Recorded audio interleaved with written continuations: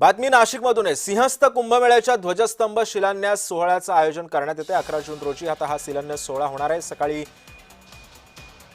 भव्य पूजन सुद्धा होणार आहे। सोहळ्यावेळी नरेंद्र महाराज उपस्थित राहणार असल्याचंही बोललं जात आहे।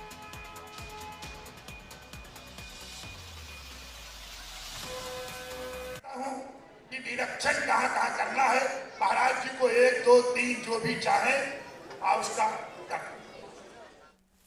की जय, हरी माता की जय, पार्वती इसलिए गिरीश भाई से प्रार्थना करता हूँ कि निरीक्षण कहाँ कहाँ करना है महाराज जी को।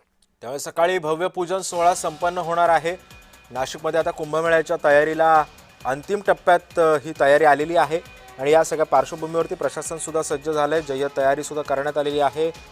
लाखोंच्या संख्येने भाविक इथे सिंहस्थ कुंभमेळ्यासाठी नाशिकमध्ये येणार आहेत आणि या सगळ्या संदर्भामध्ये अधिक माहिती जाणून घेऊयात। माझे सहकारी किरण गोटूर सध्या आपल्यासोबत आहे। किरण, कुंभमेळ्याच्या ध्वजस्तंभाच्या शिलान्यास सोहळ्याचं आयोजन करण्यात आलेलं आहे, कशी तयारी करण्यात आली आहे नाशिकमध्ये? सिद्धेश, एक महत्वाची ही बातमी म्हणावी लागेल। आगामी कुंभमेळ्याच्या अनुषंगाने मोठ्या प्रमाणात तयारी जी आहे ते प्रशासनाकडनं एकूणच नाशिक आणि त्र्यंबकेश्वरमध्ये या दोन्ही ठिकाणी केला जातोय। हजारो कोटी रुपयांचे जे विकास कामं आहेत ते नाशिक आणि त्र्यंबकेश्वरमध्ये जे होताना आपल्याला बघायला मिळतंय आणि या कुंभमेळ्याला मोठ्या प्रमाणात भाविक जे आहेत ते नाशिक आणि त्र्यंबकेश्वरमध्ये येतील अशा पद्धतीचा अंदाज आहे आणि त्याची तयारी आतापासूनच सुरू करण्यात आलेली आहे।